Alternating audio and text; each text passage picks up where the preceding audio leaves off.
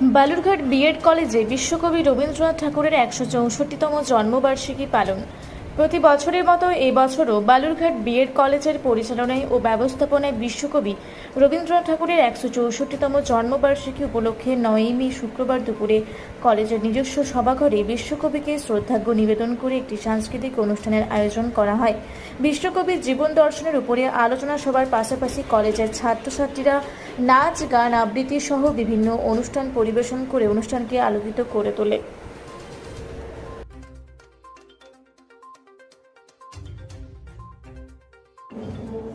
একশো ৬৫তম রবীন্দ্র জন্মজয়ন্তী।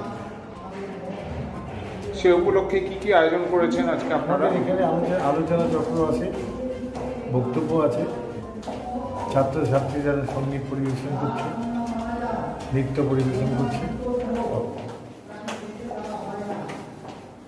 আর পাশাপাশি হচ্ছে নাটক, ছোট্ট একটা নাটক আছে এখানে। আর আজকে সাধারণত ছুটির দিন হলেও কিছু কিছু ছাত্রছাত্রী এসছে, শিক্ষক শিক্ষিকা এসছেন, তাদেরকে নিয়ে আমাদের এই রবীন্দ্র অর্ঘ্য দেওয়ার আয়োজন করেছি।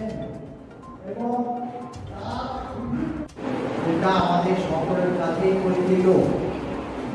এই ২৫শে বৈশাখ বাংলা ক্যালেন্ডার অনুযায়ী যদিও রবীন্দ্রনাথের জন্মদিন ইংরেজি ক্যালেন্ডার অনুযায়ী ১৮৬১।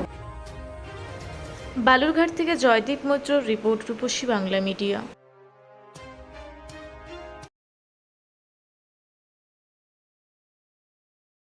পুরা ব্লকের লধুরকা গ্রামের অদূরে অবস্থিত দৌলত পাবলিক স্কুলের দখলে থাকা বেশ কিছু জমি নিয়ে শুরু হয়েছে আইনি জটিলতা।